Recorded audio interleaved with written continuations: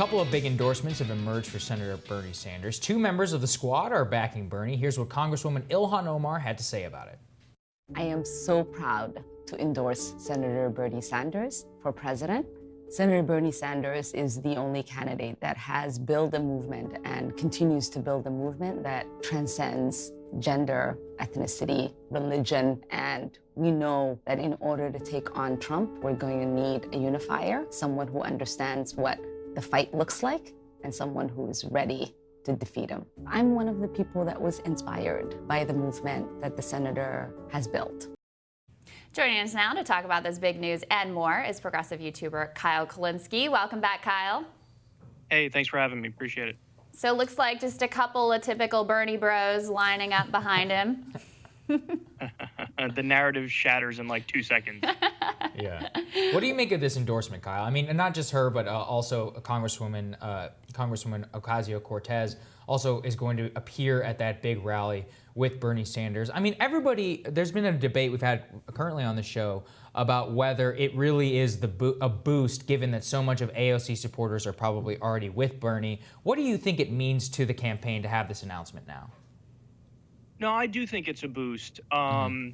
Now, there's a lot of people who might not know the backstory when it comes to Ilhan Omar and Rashida Tlaib and Alexandria Ocasio-Cortez, but they're all Justice Democrats. Now, Justice Democrats is a group that I'm a co-founder of. The whole idea behind it was we're going to run candidates who take no corporate money, so they're principled, they're uncorrupted. But also, part of the idea behind the group was we want more Bernie Sanders-like politicians in Washington, D.C. So really, to people who follow this stuff closely, you know, the question was more like, why didn't they endorse him yet? It's almost like, you know, come on, let's get a move on here. Like, right. Like we know that this is where your heart lies. We know that this is, you know, he represents the policies that you believe in. So it's actually really interesting to see everybody on Twitter who are like fans of Alexandria Ocasio-Cortez, but for whatever reason don't like Bernie Sanders, like watching them go into meltdown mode, because it's like, do you guys not care about ideology at all? Like, do you not focus on that at all? Because obviously they're like the most ideologically aligned. So it's just kind of funny to watch that happen. But in terms of how this will impact the race, yeah, I definitely think it's a positive thing, because now you have the coalescing around the candidate who is by far and away the most progressive and is honestly just by far and away above everybody else in the race. I'm sorry, but he's the only candidate who wants to eliminate all student loan debt. He's the only candidate who wants to eliminate all medical debt. I mean, on that alone, those are not little things. Those are giant things. And then also, you know, Elizabeth Warren is not where he is on foreign policy. I mean, Bernie's crystal clear on foreign policy, and she, in many ways, is just kind of like a standard corporate centrist Democrat on that issue. So I do think it will have a positive effect, and I do think that, you know, it'll help solidify the demographic that Bernie is already doing really well with, which is young people, working people, people of color. It's basically doubling down on that strategy. Bernie's weakest spot is older voters. This obviously will not help him in that category. However, you know, if the main goal is to turn out your base and also get new voters and get independent voters, get people who maybe would have sat on the sidelines involved, I think this definitely helps with that. I think it is also important if we zoom out a little bit from this sort of specific endorsement and what it means. Because, look, I made the joke about Bernie Bros, but it does expose the lie that, you know, Bernie Sanders, and this has been ridiculous for a long time, only appeals to, like, young white men. I mean, that's just completely shattered. But even more important than that, it also exposes the lie that when you talk about the working class, you're only talking about the white working class, right? These women in particular are the most visible sort of leaders in terms of the multiracial, urban, rural working class and the power of what that grassroots message can really mean across the country. So I think it's really significant for that as well. And look, if Elizabeth Warren had won one of these endorsements, you can bet the media would think that was a really big deal. Absolutely. I mean, they lost it over the Working Families Party endorsement, and the Working Families Party didn't even release exactly how they came to those numbers. And there's a lot of speculation that the actual members of the party didn't go for Elizabeth Warren because leadership got an outsized influence in the votes. So maybe that's why they didn't release the totals, because it would have showed that, well, the actual people themselves were not for her, but leadership kind of overrode it. But yeah, to your point about working class voters, that was always one of my biggest pet peeves, because there's this weird default assumption in mainstream media and among corporate Democrats of like, whenever anybody mentions the working class, they're only talking about like white dudes in coal mines. And it's like, no, nobody said that. You said that. You just made it up. No, we never said that. We mean a multiracial, coalition. And, it's just great that this kind of verifies that narrative. Mm-hmm. Before we get into some of the debate coverage, I actually am curious, Kyle. I've seen quite a bit of criticism online, both leveled at you, leveled at Crystal, for trying to highlight differences between Bernie Sanders and Elizabeth Warren, saying that it's like a betrayal of progressive bona fides. How are you thinking about that as somebody who's been in this space for quite a long time? I guess I'm just an observer who's like, what's going on here? Yeah, it's I don't know what these people want. It's a primary. Like, the whole point is to distinguish between the candidates and be crystal clear about, no pun intended. Yeah, right. be crystal clear about, why you support your candidate. And listen, man, I try to be as focused as possible on policies, on record, and on strategy, because I think those are the three most important things. And so when I talk about Elizabeth Warren, it is almost certainly within that realm. So it's as substantive as I could possibly be. And I'm not going to pander to people and pretend and obfuscate and act like, well, they're exactly the same, because they're not exactly the same. So, if people get mad at me, that's fine, but it is what it is. It's a primary, and I'm going to distinguish and tell you why I support Bernie. Yeah, it seems to me that's the intellectually consistent position. It seems to be mostly Warren supporters who don't want to have that debate, right? They just want to embrace Bernie where it's convenient, and then make it clear that though she's the pragmatist, she's going to work and play nicely with the establishment. It's basically like, let's just pretend they're all the same until Elizabeth Warren wins, is what I get from Warren supporters. I'm not saying they say that directly, but that's what I sort of intuit the strategy there being. How do you think that she did last night, though? This was her first time on the stage as a frontrunner. She got way more speaking time than anyone else. She took some, what I thought were sort of ridiculous attacks from some of the centrists on the stage who were clearly there flailing, trying to make themselves relevant in this race. Did you think that any of the attacks actually landed, and how do you think that she handled herself? It's not that I don't know if any of the attacks on her landed, but I did get the sense that her performance was just relatively flat. I think it was her worst debate performance yet. I think that in the previous debates, she kind of held her own well.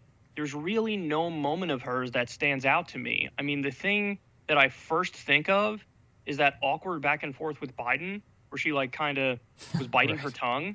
And I was like, why is she biting her tongue? I don't what, just say whatever you're thinking of saying. But she was really careful and tap dancing around her words. And also, by the way, in that exchange, Biden lied when Biden acted like he was whipping votes for Elizabeth Warren on the floor.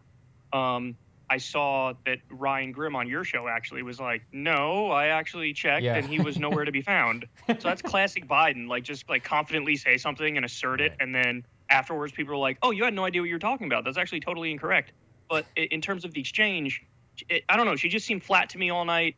Maybe my bias is getting in the way. Some people accuse me of that on Twitter. I'm trying to remove my biased goggles and view this as objectively as possible. But there's really nothing that stood out to me that was positive for her yesterday. Yeah, and one thing, Kyle, that we've been talking about here is that her consistent dodging on saying, middle-class taxes will go up, but overall taxes will go down.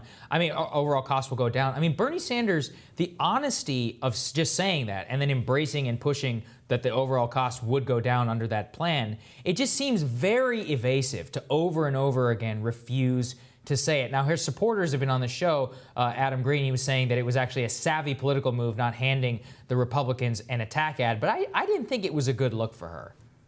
So I agree with you that she sounds evasive and she sounds overly wordy when she's answering that question.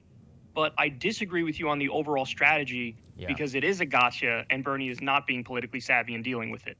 So what I've said on that before is you should actually flip it right back on them and say, no, I'm not raising taxes for the middle class. I'm cutting taxes for the middle class. And then they'll be like, whoa, what? What are you talking about? That's ridiculous. And then you explain in no uncertain terms, well, your premiums, your copays, and your deductibles, that's a private tax.